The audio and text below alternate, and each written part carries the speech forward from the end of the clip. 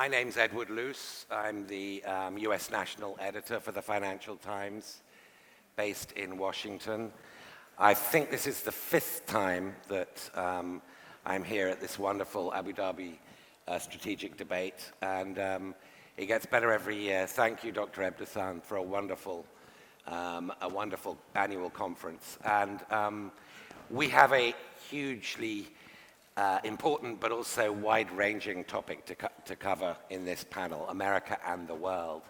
And I think a week ago, you might have had a different slant from the panelists, but in the last week, we've had what I guess from Joe Biden's point of view would be positive shocks. Shocks aren't just negative. Sometimes they can be positive from Biden's perspective.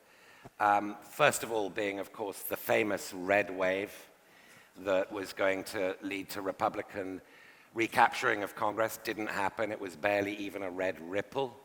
The Democrats are retaining control of the Senate. And I guess there's about a 1 in 3, 1 in 4 chance they might even cling on to control of the House of Representatives. This is an extraordinary confounding of expectations. And it does have foreign policy implications. Biden is in a far more secure position to press on with foreign policy continuity than he would have been if Republicans had regained Congress. Donald Trump, of course, was expected to have a good night on Tuesday night. He had a very bad night on Tuesday night. Tomorrow he's going to nevertheless launch his 2024 presidential campaign from Mar-a-Lago, but you know, this is in a context of a party that's realizing he is not a winner. A word that he dreads. He's actually something of a loser when it comes to elections, and his injection into the midterm campaign was one of the reasons Republicans so underperformed expectations. It's also been a positive shock for Joe Biden in terms of what's happening in Ukraine. The Russian evacuation or tactical retreat, whatever you call it, and there is debate there from Kherson, is taken in Washington as a major advance for Ukraine.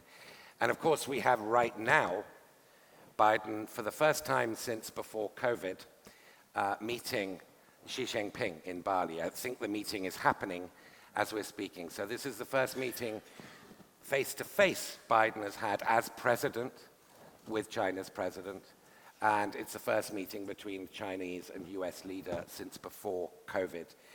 And Putin, of course, is not turning up at the G20 summit, which, given the geopolitics and the tensions, might be a relief to many of the organizers, the Indonesian hosts, probably a relief to almost everybody, barring members of my profession. So anyway, let's start off this discussion with this week's events. I'm going to start with Jacob Heilbrunn, who's the editor of the National Interest in Washington, D.C. Then I'll bring in Greg Gause, who's chair of the Bush School of Government at Texas A&M University. And to the far left is Jim Lindsay, who's head of foreign policy at the Council on Foreign Relations, essentially. You have a slightly more complicated title, but let's forget titles. Jacob, let me start with you. What are the US foreign policy implications of this week's midterm shock? The main implication is that there will be no substantive changes in Biden administration foreign policy. Before the election, I assumed that if the Republicans had gained control of the House and potentially the Senate, that they would attempt to throw sand in the gears of the Biden foreign policy machine. And they likely would have been able to do it successfully, particularly on the issue of Ukraine, where a number of Republicans, including Kevin McCarthy, who will likely become the new speaker, said that he didn't want to write a blank check for Ukraine.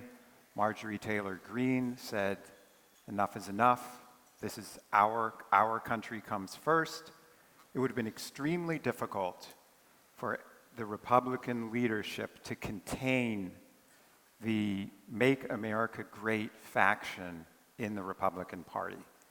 Now, I think that has come to a crashing halt. I would echo Cliff Kupchan that there is new wind in Biden's sails that he himself perhaps did not anticipate. Biden is now on the way to becoming potentially a historic president in America. He is being underestimated the way Ronald Reagan was. Ronald Reagan in his early years was dismissed as an amiable dunce, an old man. He fell asleep in cabinet meetings. He was widely derided by Democrats and the media. Biden is being treated the same way, and I think it works to his advantage. He's underestimated in the primaries. He's being underestimated now. I think American foreign policy under Biden will not only stay the course, but potentially become more activist around the globe, because to put it bluntly, we may not even be headed for bipolarity with China. China is suffering internal economic difficulties. Its GDP growth is way down. The country is in lockdown. Its wolf warrior diplomacy is antagonizing many countries. I'm not at all persuaded that China represents a serious threat in foreign policy to the United States. At the same time, Mr. Putin on February 24th, however sordid his motives were, has handed the United States and Europe an enormous gift. He's essentially liquidated Russia as a great power for the foreseeable future. That will have huge implications, I think, for the Middle East as well, where Russia will no longer be able to stymie the United States as it was in the past. So I am extremely bullish on America's future in the next few years, coupled with the domestic investments in the hundreds of billions that Biden is making. I think the United States may become the comeback kid. After the disaster of the Iraq War, we may now have begin to reconstitute ourselves, and we could even see a reemergence of what was created after 1989 and was bungled by the United States, which was unipolarity. It could return again this time. The question will be whether the United States can handle it or whether we go awry again. I think, given the lessons of the past, I'm more optimistic this time. Okay, so we have an opening, very bold statement here, which is that we're moving back into a unipolar world. I want us to get back to the debate on that, because it's a contentious but fascinating proposition. And just stick, Jim, for the moment, with the implications of last week's midterm results. Now, if Jacob's correct in saying that the wind is back in Biden's sails, and if I'm correct and everyone else is correct in saying that the Trump brand might not recover from this, we could be seeing the beginning of the end of Trump here. Does that mean we're also seeing the beginning of the end of MAGA foreign policy, of America First approach to foreign policy, or does that exist independently of whether Trump himself is up or down? Well, thank you, Ed. But first, before I start, let me just say it's a pleasure to be here with all of you. I want to thank Dr. Abdeslam for the invite to come here. There were a lot of assumptions and conclusions in your question, so let me sort of back it up. I would say the results of the elections certainly were a good day for Democrats. I think even more important, were a good day for American democracy.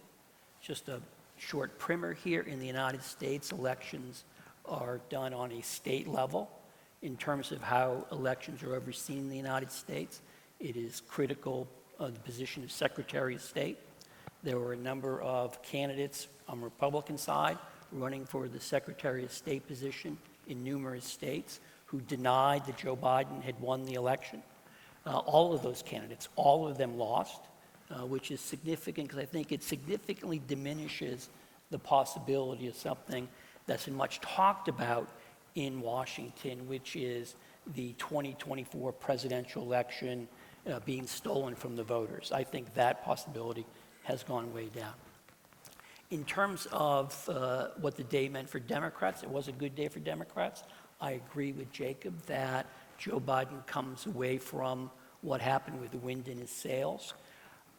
I wouldn't go so far as to say, however, that he is on a clear glide path for a couple of reasons. One, while it is the case that the Democrats have held the Senate, and that means that the administration will be able to bring forth judges, also nominees, think of cabinet positions, flag rank officers, ambassadors, and the like, the chances still are that the House will go to the Republicans. And in many ways, this could be the worst outcome, having Republican control, but with a very small majority.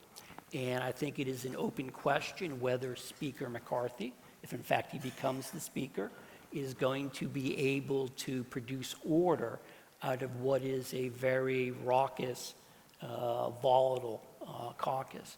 And in many ways, people from what you might call the MAGA first branch of the Republican Party are going to be empowered in this new House, again, if it goes Republican, by virtue of the fact that Speaker McCarthy is going to need their votes.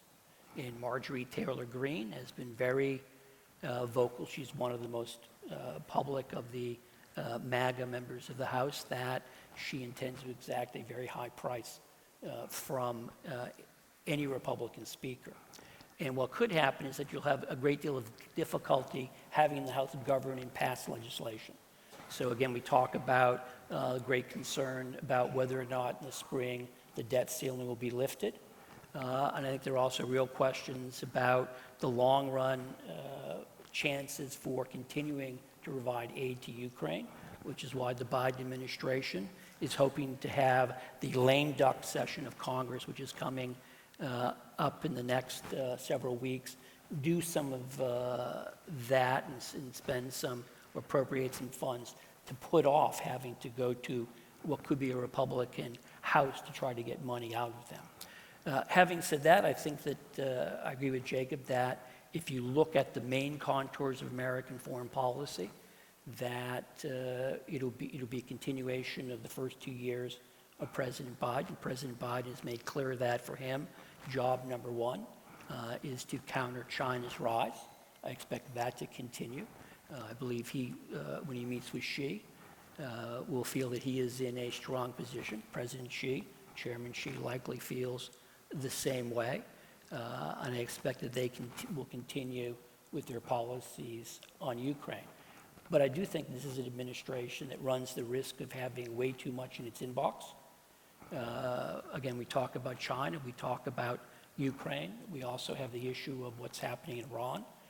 There's also the question, for example, of whether or not North Korea is going to test a nuclear weapon yet again, and what response the administration will have. So I think that while the Biden administration is in a much better place than it anticipated being a week ago, it still has a lot of big challenges that are going to test it. Jacob may be right that Joe Biden may pass this test with flying colors, but I would not want to underestimate the size of the test or its difficulty.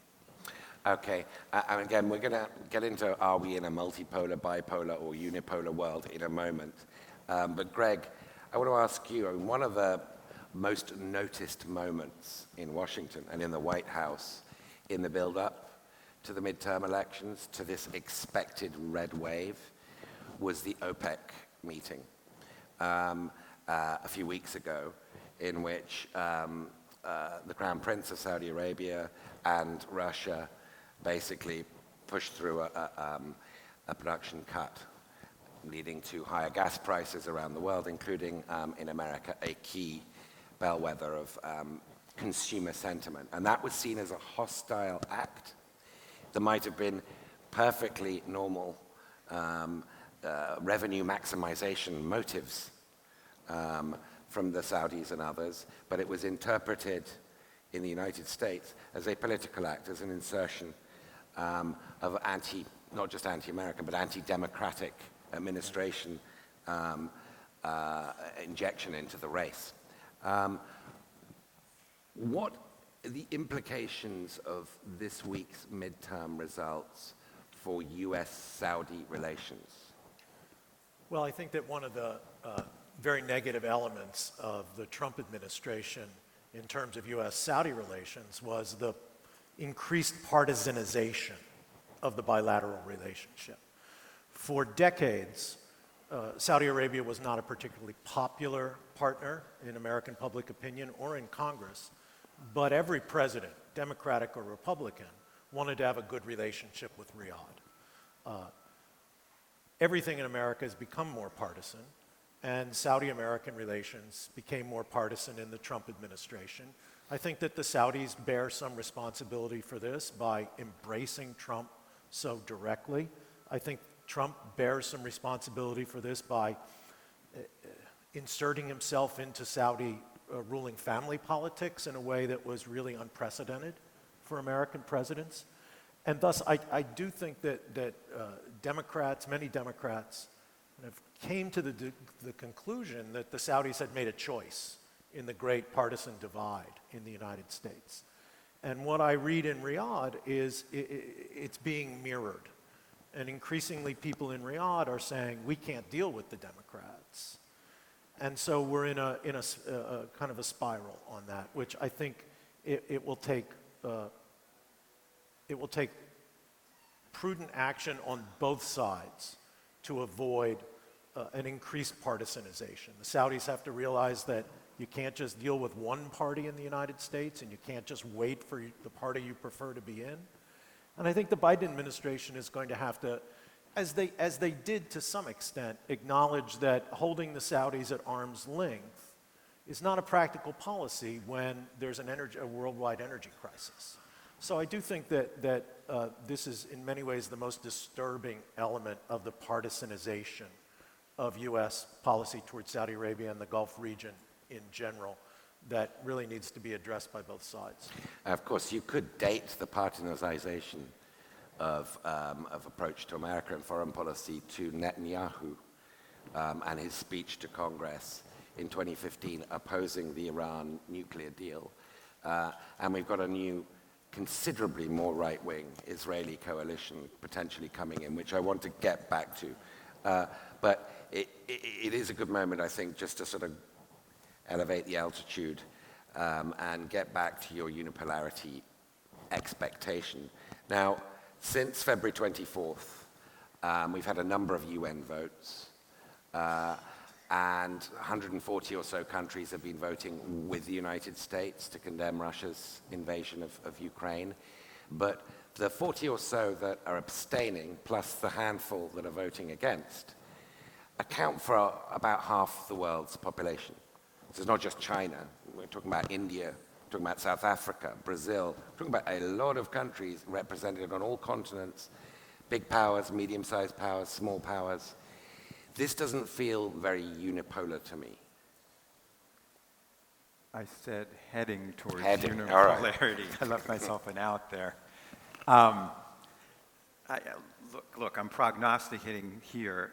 What bothers me about the current debate in Washington about China, and we heard some of it this morning, it's treated almost like an iron law of history that China is going to rise, and then we were told in the previous panel, surpass the United States. Right. And my question is, why? I don't believe it. I think their system is faltering, this attempt to create this hybrid of capitalism and state power. They have, or Xi Jinping is opting for regression. And when you have a leader who's turning himself, endowing himself with those kinds of powers, the market-based approach that China is pursuing is being crippled. And there was an article in the New York Times the other day about the number of Chinese businessmen and financial titans simply fleeing the country. These do not augur well for a country that also has an aging population, huge environmental problems. there's no sign to me that it's actually dealing effectively with those. So that's why, and the United States has caught up in some ways, is starting to invest in its infrastructure after decades of neglect. I think, you can argue whether, Biden wanted to go bigger, but my gut is that the United States, don't bet against the United States is what I would say. And the prospect of unipolarity, you see the effectiveness of Western weapons in Ukraine. Let's not kid ourselves. Yes, the Ukrainians have been extremely effective fighters. Their army has been trained by the United States since 2014. You see how miserably the Russians have fought, both against a Western-trained army and the weapons that we're sending are vastly superior. So, to use the Soviet term, I think the correlation of forces are on America's side. Okay, and just a very brief follow-up about the Russia situation. A brief follow-up about the Russia situation. A corollary of that is the Western unity that was engendered by his invasion of Ukraine. As you say, in a way, it's kind of a gift to the West. It has unified it in a way that we haven't seen for years and years. Do you expect that unity to last through the winter? Do you think it will survive the tests that we're going to see in the next few months with energy, hyperinflation, etc.? 100%. The stocks are high. Mr. Putin, the nature of the aggression, it's clear to Europeans, it's not just a land grab. It's too reminiscent of World War II. He's gone with the rhetoric. When you launch a war that's essentially close to a war of genocide to try and exterminate the existence of another nation, it's one step too far. He managed the impossible. He managed to unify Europe and revive NATO. If he'd waited a couple years, I think he would have been in a much stronger position. Okay. Jim, the head of German intelligence said something very interesting a couple of weeks ago. He described Russia's invasion of Ukraine as a storm. He was using the weather analogy. Russia's invasion of Ukraine as a storm, but the challenge posed by China he likened to climate change, which I thought was a very interesting way of looking at it. But that implies that the Germans, and I think most people are taking this at least as a bipolar world we're moving into. Jacob's made some very good arguments to challenge that iron law assumption of China's rise. We heard in the previous panel that Europe might just cease to exist. I think that was meant in a sort of metaphorical way, I hope. It was the first good argument I ever heard for Brexit, by the way. What's your view of whether China's overrated and whether what kind of polar world are we moving into?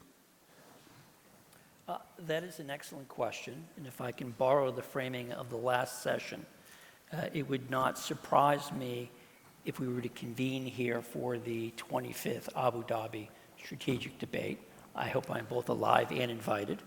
That we look back at this moment. Me too.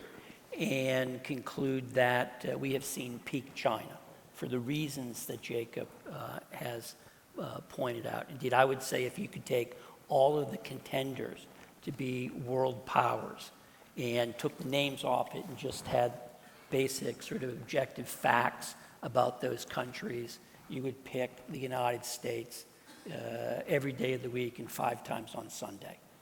Because of the strengths of the country, the fact that it has many more friends, the fact that it is capable of recognizing and reacting to its mistakes, something I think is increasingly becoming absent in China and has disappeared in Russia.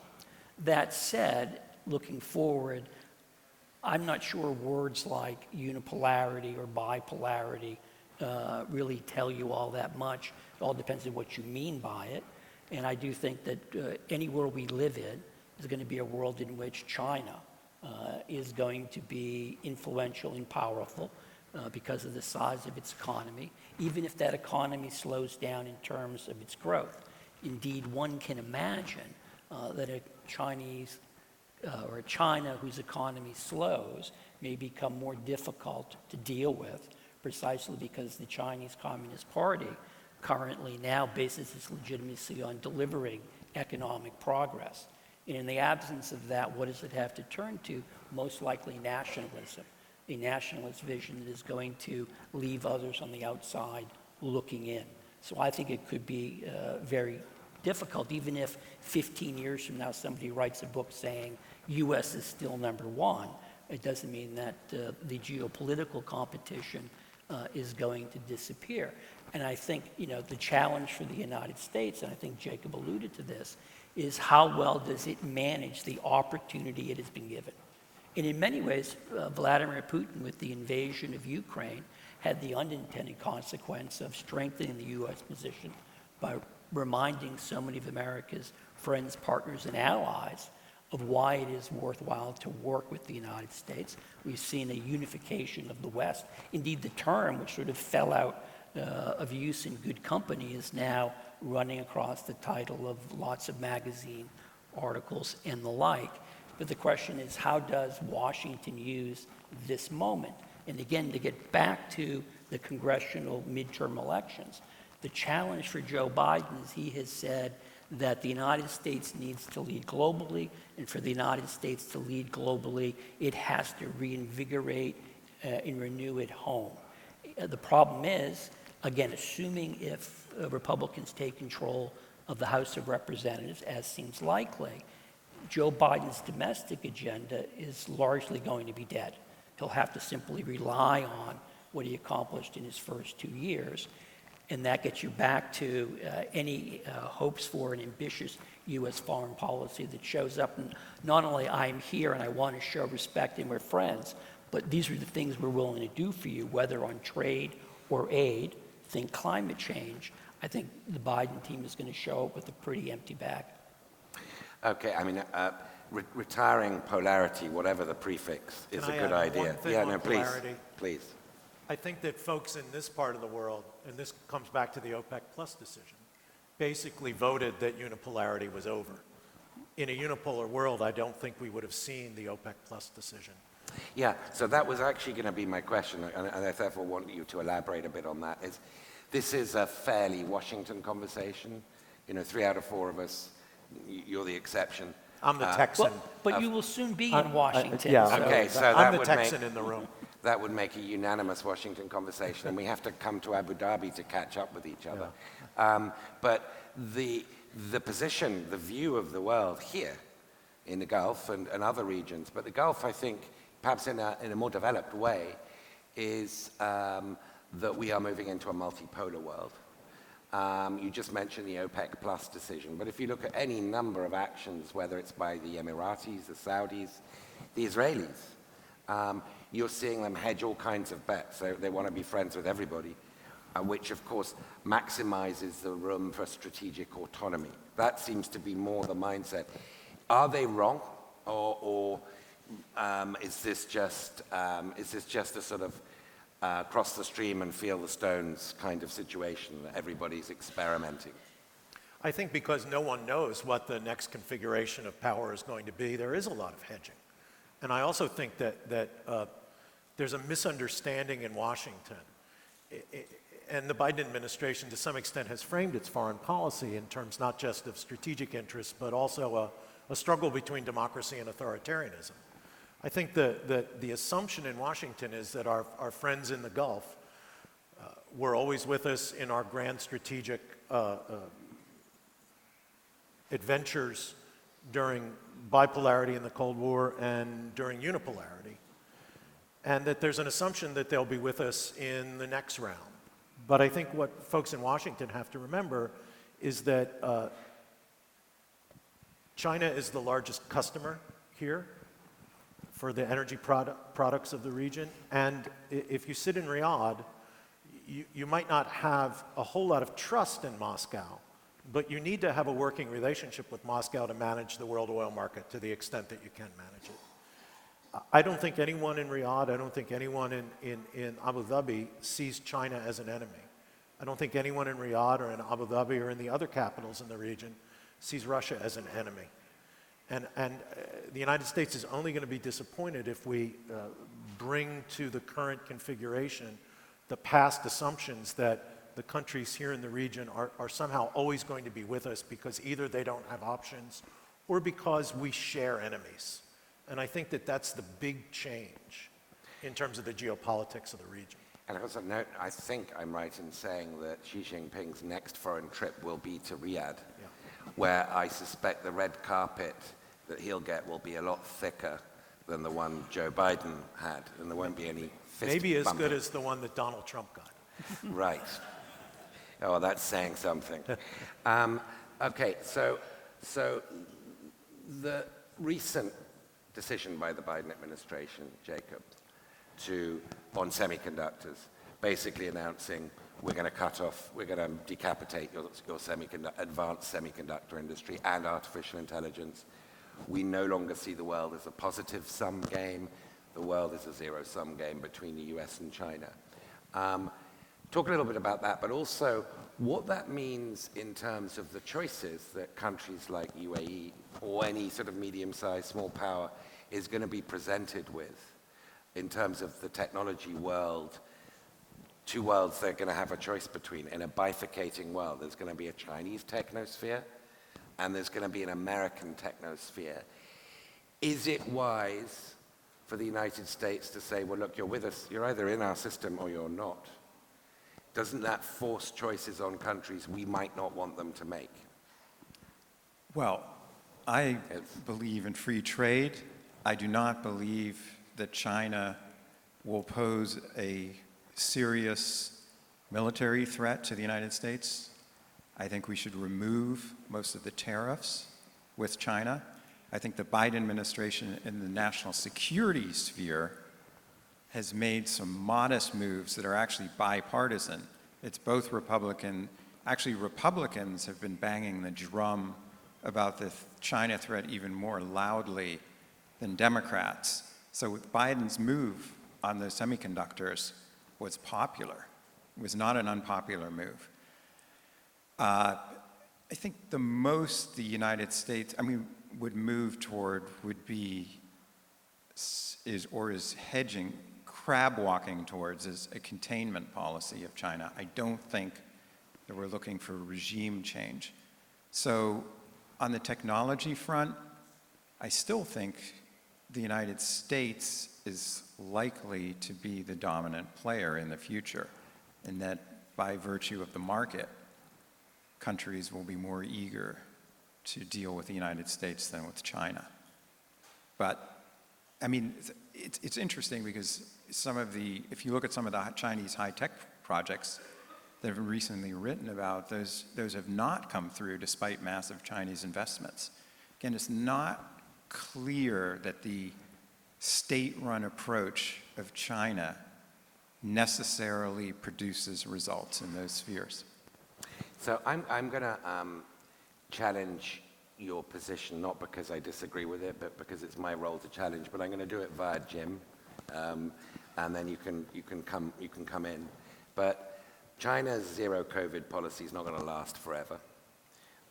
The assumption that we're into a sort of permanent low growth China might be just as wrong as the ironclad law of its rise.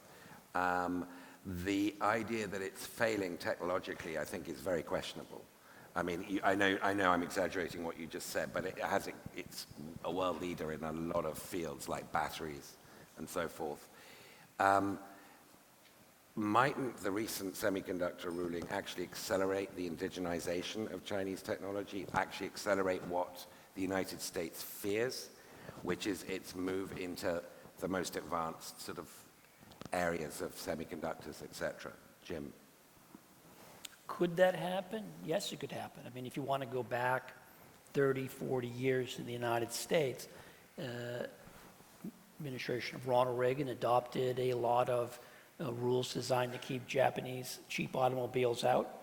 And the way the Japanese responded was by going up the value chain, ending up dominating it. So in theory, what you lay out could happen. I think the counter argument, I shouldn't speak for Jacob, is that one of the great concerns is that President Xi at the end of the day, or Chairman Xi at the end of the day, doesn't see himself as a CEO maximizing China's national economic output, but sees himself as the chairman of the Chinese Communist Party, and his goal is to make sure that the Chinese Communist Party is in charge and is not threatened by developments, and that could have the effect of undercutting the technological innovation that had been very impressive over the past 2 decades. But I think your question, Ed, you're right to focus on the issue of hedging, the issue of countries trying to deal with what is an uncertain future. It's not, I mean, in the United States, 10 days ago, nobody predicted the congressional midterm quite the way it turned out. So maybe we should be very humble about predicting what the world will look like in 15 or 20 years. But this gets us back to sort of the fundamental attribute of the current world moment. It's one of competition. And the question is, what is it the various great powers bring to the table? What do they offer others? Obviously, for China, you offer a big market. The question for the United States is, regardless of how much potential it might have, what is it offering? And I think when we talk on the trade front, we find the Biden administration not doing much of anything. It did finally produce something known as the Indo-Pacific Economic Framework, IPEF, which, as best I can tell, having just come back from Southeast Asia, received polite nods, but hardly got anybody excited because it didn't offer the one thing they were really interested in, which is market access in the United States. And again, if you think of this as a competition, that you're trying to go out and get other countries either to come over to your side or to stay on your side, you have to offer them something that they need. The Biden administration, and this may be sort of a general American tendency in the last 20 years, has been to offer military reassurances, weapons sales, freedom of navigation operations, and the rest. But in its increased diplomacy, so maybe that together gives you 2 legs of a stool, but you're missing the third one, which is an economic component. And I think that's the great weakness of the Biden approach in one of its vulnerabilities, because China is going to continue to do business. You're going to get things like RCEP, the Regional Comprehensive Economic Program, which are going to grow. And the United States essentially is sitting all this out. And I think that has long-term costs. I mean, I think it's fair to say that there are 2 bipartisans. I mean, you mentioned one, Jacob, on China. It's bipartisan in Washington. But I also think on trade, it's bipartisan. There is no appetite for trade deals. Trade is held to be the principal reason Middle America has been suffering. I mean, I think that's a very contentious argument, but it's not true. That's politics. It's not true is a better way of putting it. But it's politically true. Held to be true in politics. So if you look at, again, a region like the Middle East and how it's going to deal with this, let's, for the sake of argument, call it a bipolar world just for the time being, just for the sake of argument, and how it's going to deal with this bipolar world. The United States is continually saying goodbye to the Middle East, but it's a very long, never-ending and never-occurring actual goodbye. It doesn't really seem to happen. And pivots to Asia don't really make much sense. If it's a global bipolarity, then it's happening in every region. So can we say goodbye to American goodbyes to the Middle East? I never thought there was an American goodbye to the Middle East. We had 3 American presidents, the last 3 American presidents, all campaign on we have to reduce our commitment to the Middle East. And each of those presidents found it impossible to substantially reduce the American presence or the American commitment in the region. And I think that we're seeing that in the Biden administration. A lot of this has to do with what's your baseline. If your baseline is 120,000 American troops occupying an Arab country in the Gulf, well, yes, America is not going to be at that position, I hope, anytime in the near future. However, if you take as your baseline, say, 1995, when no one thought that the United States was leaving the Gulf region, no one thought the United States was leaving the Middle East, the United States actually has a larger military and in many ways political infrastructure in the region now than it did in 1995. I know many of my Gulf colleagues say, you're leaving us. And my response is always, when the Fifth Fleet leaves Bahrain, when the air base at El Udeid in Qatar closes down, when there's no longer 5,000 to 15,000 American troops in Camp Arafjan in Kuwait, when there's no American Air Force assets in Zafra in the United Arab Emirates, then we can talk about America leaving the region. But I think the more specific question is, what's America going to do with its power in the area? And the big test, immediate test coming up, I think, is going to be on Iran. Right? I don't see that the Biden administration has a plan B on Iran. Plan A was a return to the Joint Comprehensive Plan of Action. That seems to be off the table right now for a combination of events in Iran and the disposition of the administration. But I'm not sure what Plan B is. And unless Washington can get on the same page as its partners in the Gulf, how to deal with Iran will just lead to more misunderstandings and more problems in the bilateral relationship. I mean, it strikes me that the circumstances in which we notice Iran nowadays are its insertion in Ukraine. It's the drones.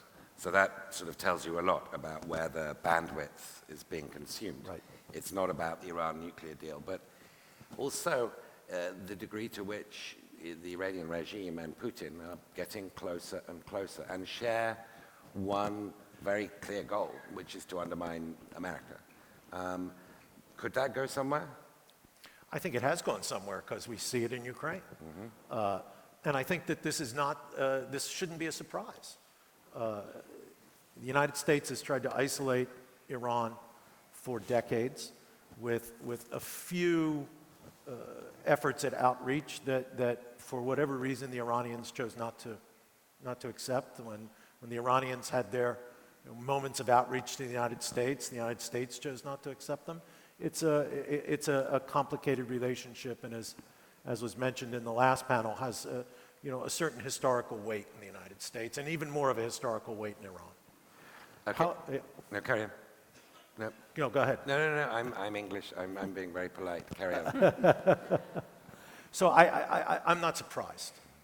It's something that we should have anticipated. I think that the thing that gets exaggerated is the Chinese-Iranian relationship. I mean, we'll hear more about the Chinese view of the region in our next panel. But it seems to me that the Iranians have an interest in exaggerating how much China has joined them in a strategic relationship. My sense is that the Chinese don't want to choose in the Gulf. They're customers of all of the Gulf energy exporters. In fact, they import more energy from Saudi Arabia than they do from Iran. And so I think Beijing would desperately not want to be cast as being on one side or the other of the rivalries in the Middle East. In a moment, we're going to go to questions, but let me just, before we do so, just ask, I think, what is probably the grandest geopolitical question that is on most people's minds, which we've sort of been touching or skirting close to in this conversation, and that is the seeming inevitability, or at least growing likelihood, of a clash between the US and China, whether it's over Taiwan or something else. There is a sort of fatalism about the tracks that the US and China are on, and an awareness, and we will learn more, I guess, when you see whether there's a statement from Xi and Biden today in Bali, but there is a sense that there's no real alternative scenarios being worked on. There's no real other plans being worked on. And, Great War analogies and pre-First World War, rising Germany, challenged Britain analogies just keep getting used between US and China today. I want each of you just briefly to answer, is a US-China collision inevitable? Absolutely not. You can elaborate. I talked about this, you were right, that's the million-dollar question. I talked about this with Henry Kissinger once, and he just looked at me and sighed and got very pensive. So it's, you know, it's not easy, but I think Biden would do everything in his power to avoid a direct clash with China. It can be solved through diplomacy. The ties between the countries are between the United States and China, the economic ties, I think those would mitigate against a military confrontation. Nothing in history is inevitable, we know that. This can be regulated through diplomacy. And I, frankly, personally deplore the hawkishness in Washington vis-a-vis China. One of the unfortunate aspects is if Washington was this search for a new Cold War, they fastened on China. So just to sum up, it amazes me in Washington, people grossly underestimated the recklessness of Vladimir Putin, said he would never go to war, this will never happen. Yet at the same time, they overblow the military threat from China. And that could be self-fulfilling? Yes, I mean, if you push the Chinese into a corner, sure, you could. These conflicts are triggered by small things. Could just be an American plane that strays over and gets shot down, and then it spirals out of control. That's exactly what you don't want. Now, if Jacob's right that Biden is fully aware of these risks, and will allow diplomacy a much greater rate than we've seen during the COVID era. And I mean, I guess we shouldn't underestimate just how bad COVID was for diplomacy, right? And now that COVID's over or ending, there's going to be a lot more face-to-face diplomacy, which must surely be a good thing. But nevertheless, if Jacob's right that Biden is, he's to the left of this bipartisan hawkish consensus. He's still a hawk on China, but he's a sort of moderate hawk compared to the rest of Washington.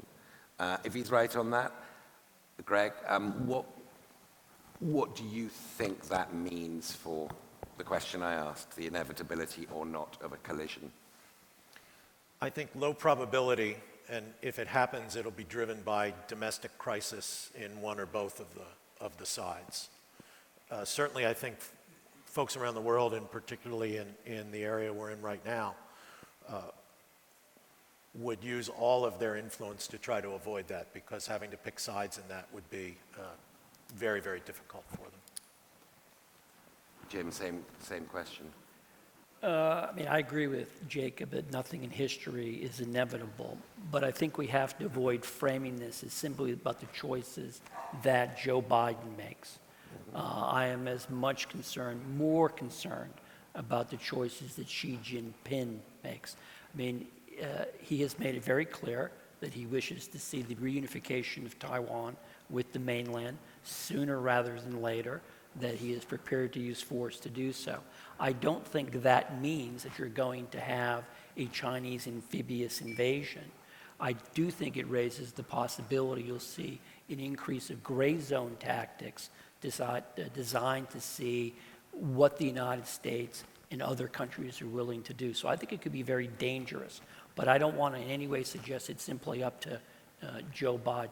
Other thing I want to say here, I don't agree with the characterization that Washington is incredibly hawkish when it comes to China in terms of the use of military force or confronting China militarily.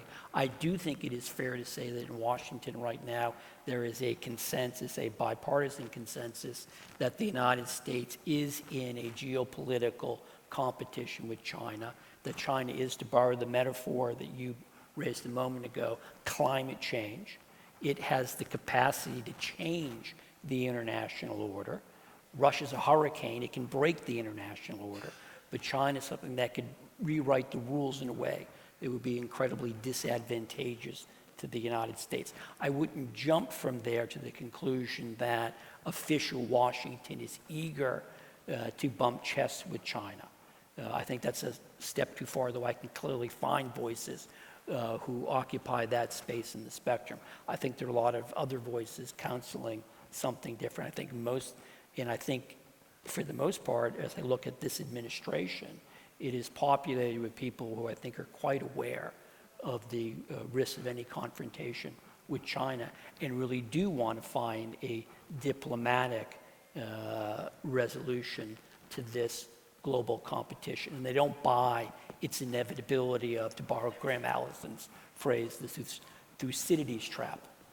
But this administration is also populated by people, this White House, who are almost making a habit of correcting President Biden whenever he says, we will come to Taiwan's defense. You know, the old posture of strategic ambiguity is something Biden, whenever he's asked, he gives a strategically very clear answer, is we will Well, it's come not to actually Taiwan's. clear what he is conveying for a variety of reasons. He doesn't say what it means to come to their defense.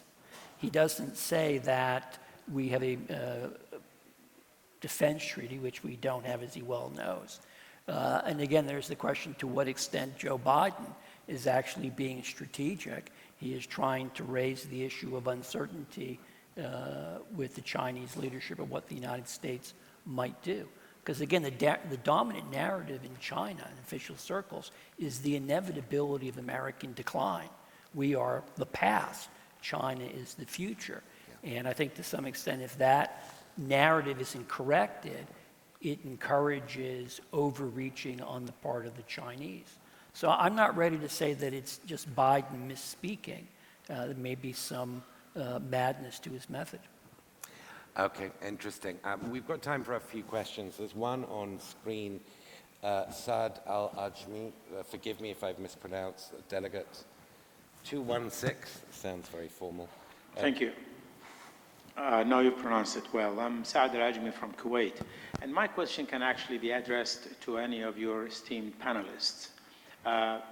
Is it true that the Biden administration tried to dissuade the Saudis from decreasing their oil production by 2 million barrels per day for 1 month, i.e. until the end of the midterm elections? And if so true, thus wasn't that an invitation for the Saudis to meddle in the internal American electoral and public affairs, internal affairs? Thank you. So it's a very specific question. Did the Americans ask for them to postpone it? Okay. Greg? I only know what I read in the papers, Dr. Saad. And I read in the papers that's what happened.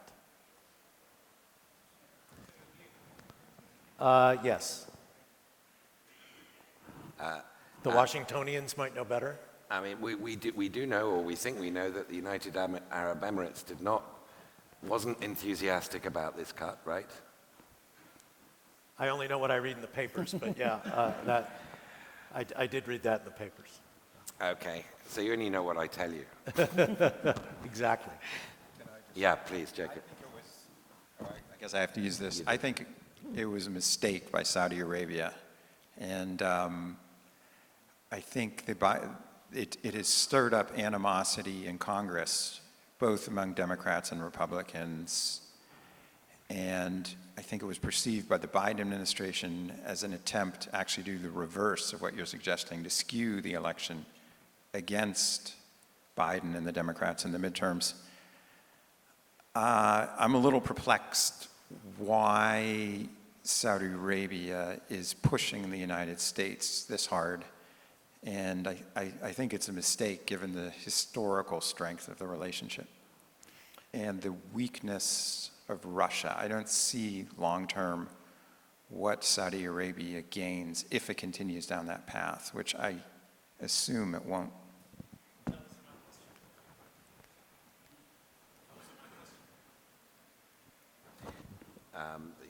You're saying that wasn't your question? Well, Okay. yes, I don't have anything to add beyond what Greg, yes, I think the reporting was accurate. I think the reporting is accurate. I mean, I do think it's worth saying before we take the next question, well, before Jim answers, that the combination of Russia's invasion of Ukraine and Europe's reaction to being over-dependent on Russian energy, and these recent difficulties between Saudi Arabia and the United States is accelerating the West's transition to renewable energy. I mean, I think that's undeniable. Jim? I was only going to say that if the Saudis led the push to cut oil production as a way of putting their finger on the scale of American politics, it didn't work. Didn't work. It didn't work. Again, I have no insight into what the actual Saudi motivations were. We certainly know that gasoline prices at the pump didn't go up that much before the election. Yeah. I mean, I guess they could have gone down. In Texas, So, they have gone down, actually, because for other reasons, but, I thought it was free in Texas. well, almost. So Nabil Fahmy. Nabil Fahmy. Thank you very much, and thank you all for your comments. You've been focusing on America vis-a-vis others. I'd like you to focus a little bit more on America vis-a-vis itself. What does America want to be in the future in terms of foreign policy? Do you want to be a global power, a superpower, or just simply the strongest and the richest? I have an issue of trying to understand correctly in today's environment whether the problem is a threat from China, a threat from Russia, other threats, or a problem that relates to America's insistence on American exceptionalism, that you need to be the leader, the biggest, the strongest, and the richest. Again, this is not anti-American or versus anything else, but I'm trying to understand, and I'm not concerned, frankly, with the Biden administration versus the Republicans, more about the American community. What does America, what the American people see themselves to be in the future? Thank you. Okay. Is American exceptionalism alive and well? Jacob? It never seems to go away. Obviously, there are the two, I mean, just roughly speaking, the two traditions. And the one we saw with Trump, which is in fact a legitimate American tradition, is the more tending more towards isolationism or Jacksonianism or nationalism, whatever label you want to slap on it. I think that the Iraq War, the second Iraq War, created Trump. I think it revived the non-exceptional trend. And my suspicion is that we will now, these things seem to go in cycles, that the American people will now veer more towards global superpower and the perceived benefits that accrue with that status. And it's hard, I mean, since the Cold War at least, Trump was an exception. It's been more saleable to sell America as the greatest nation in the world. And what intrigues me about the Republicans is that Mitch McConnell doesn't want to do it, but others do in the party, the Trump wing. If they want to give up that, they've always bashed the Democrats as being weak. If they want to give that up, I think it would come at a high price for the Republican Party politically, which is to say, I still think it's popular among the American people. So, thank you. So, Greg or Jim, do you want to add or disagree? That's just a very complicated question that I don't think lends itself to a 30-second response. I will just note that the answer is going to depend upon who you talk to. I think as Jacob laid out, there are different perspectives on it. I would actually break it up. There are those who want to retreat to Fortress America, and that's partly what America First is about. Pure isolationism. America's better off if it just sort of minimizes its contact with the world. But if you look at sort of the internationalist part of the American public, it breaks down into two wings, one of which wants to work with others and values multilateralism, though typically with America in the lead. But there's also a very strong unilateralist component in the American public. And I think one of the interesting things you see in the Republican Party is not a turn toward America come home, a la the Democrats in the early 1970s, but rather America should just do what it wants because of its strength, and that it shouldn't work with others. And it's really sort of taken over in Republican circles in recent years, at least based on looking at polling, where much higher percentage of Republicans today than, let's say, 5 years ago believe America should just do what it wants without regard to what others think. I would just say that it's a very divided country. I think that the analysis of the midterm elections, which I certainly agree with, that it was a good day for Democrats, yields a one-vote majority in the Senate and a Maybe one-vote majority in the Senate, and maybe a 10-seat deficit in the House. It's a very divided country. I'm not sure America knows where it wants to go. Well, that seems like an interesting point on which to end this panel. It's a pity there are a lot more questions, but time has run out. And so I'd like to thank all of you. It was a really great discussion, beginnings of lots of new discussions, I hope, and some provocative, interesting points. I want to thank the expert moderator. No, not Thank at all, you, Ed. but thank you. Thank you very much.